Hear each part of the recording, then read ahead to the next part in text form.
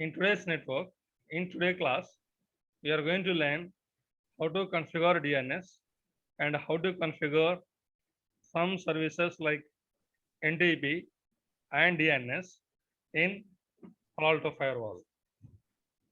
A firewall, as we discussed, it's a security device.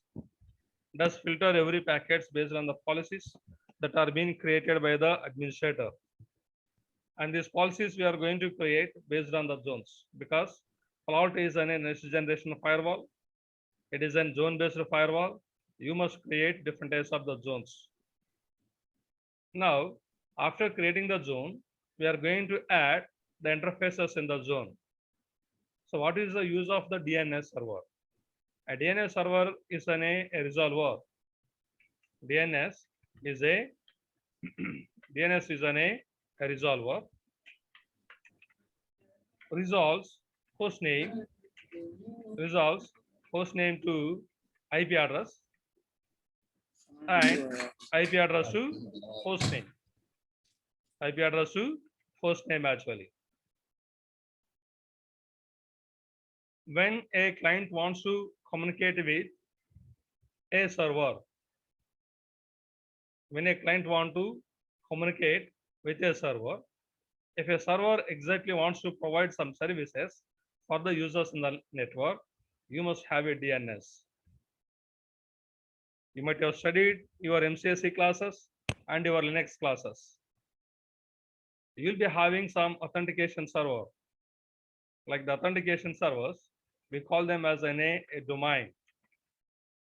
Physically, we call that computer as a DC, the domain controller, and logically it is going to operate them in the domain. Now, you'll be having a DNS server now. So the DNS server and the DC mostly will be running on the same computer. DNS is a domain naming system. So this DNS IP address will be assigned for all the servers and all the clients. And also you need to configure them in Palo Alto Firewall 2. Because the DNS server is responsible for resolving the host name to the IP address and IP address to host name. If you have a file server, if you have a web server, or if you have any type of servers are there in the network, if the servers, if they want to identify, if they want to access those services, they can access through DNS only. Without the DNS, they cannot. Take for example in internet. And the internet, you have a Google server, you have a Facebook server, and so on. We have an ISP, Internet Service Provider. ISP will maintain a DNS. If I'm going for like a CMD, if I execute the command, okay, if I'm executing the command ipconfig /r, I'll be having IPv4 as well as sometimes I may have IPv6. I need to go for my Ethernet adapter. I have my IPv6 address. I'm getting the IPv6 and also I'm getting the IPv4. Both I have. But if you see the default gateway also I have the IPv6 and IPv4. And what about the gateway? That is my router. Okay. And if I'm going for the DHCP server is also there, same. What about the DNS server, sir? Also I have the IPv6 as well as IPv4 DNS servers I have. If no DNS servers are there, if these DNS servers are down, I am sure that my PC cannot ping, cannot access to the google.com. I cannot ping or even I cannot access the Google as well. Mostly in Hyderabad, in India, all ISPs started using IPv6, which has the inbuilt IPsec and all the services are there. You learn your hacking skills in your certified ethical hacking. For example, you have like some different types of the domains are there. We have like in the information gathering, if you want to dig the information, attackers, if they want to do any attack on the devices, they have some phases. There is information gathering, there is a scanning, there is a gaining access. They try to maintain the access. They follow like step by step.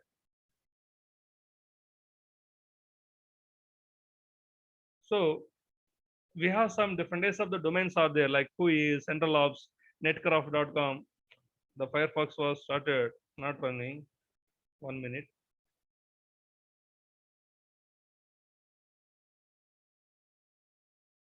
Is a domain. Now I'm going for my command prompt. I'm trying to go with the IPv6. For example, I'm copying this IPv6 address.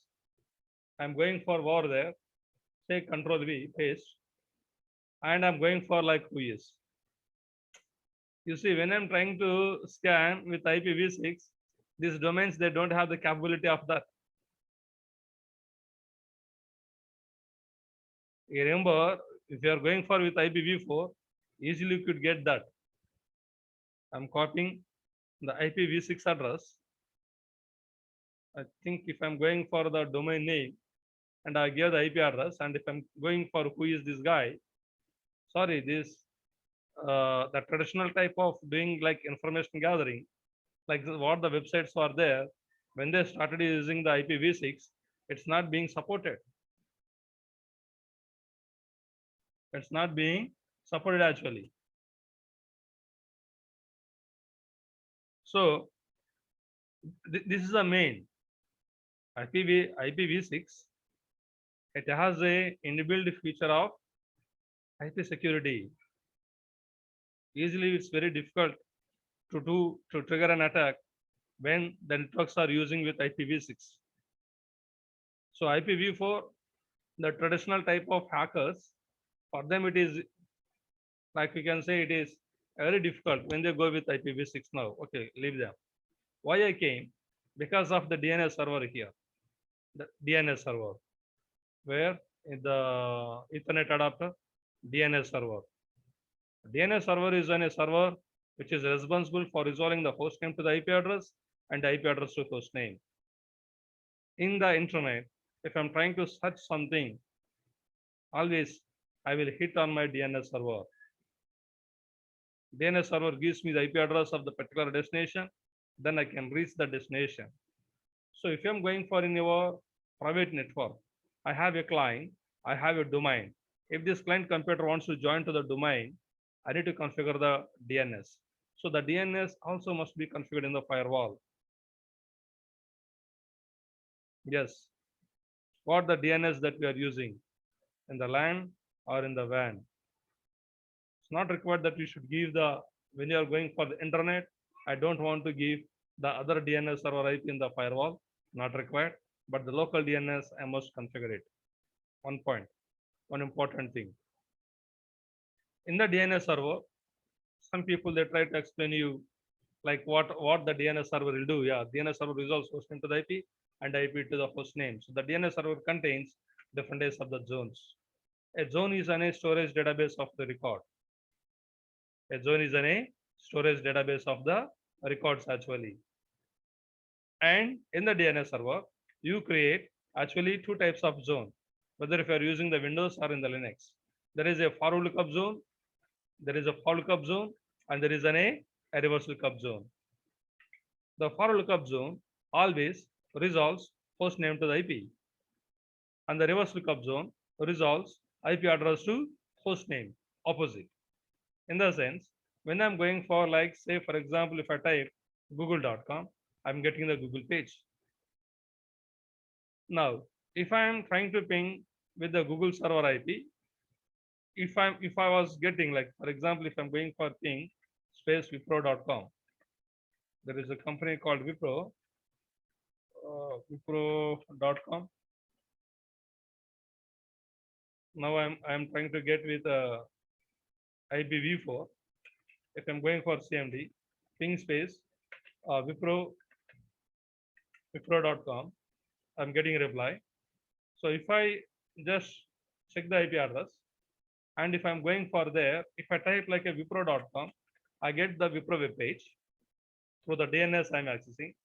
But if I type my IP address, which is Wipro, and if I give enter, it is also redirecting the IP address to host name.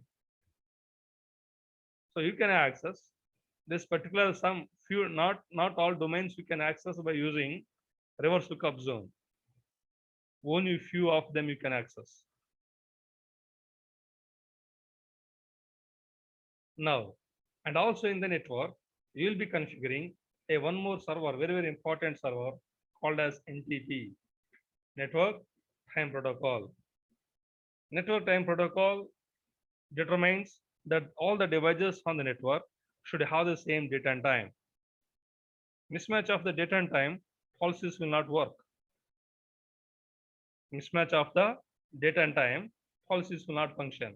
For example, you have a domain, you have a domain is there. This domain, you applied some policy that the users in my network, they should able to log in only 7 hours. Now, the date and time between the server and client, if it is different, the policy like what you created, it's not going to be applied. Yes or no, Jamal? Hello, Jamal?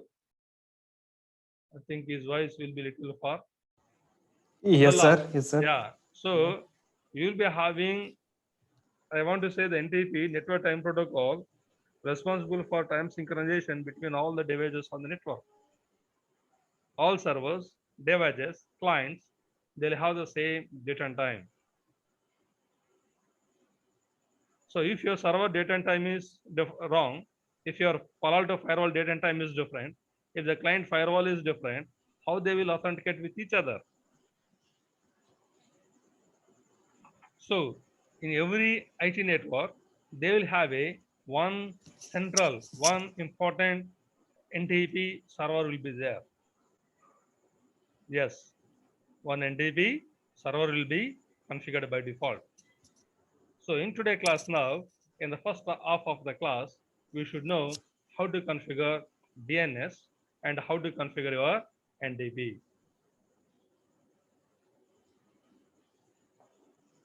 Once you log into your firewall, go to your device tab. Go to your device tab. In the device tab, you see we have like a setup. We are not going to do with an IIH availability. We are not going to create the users. Checking your WhatsApp, but there is showing me error.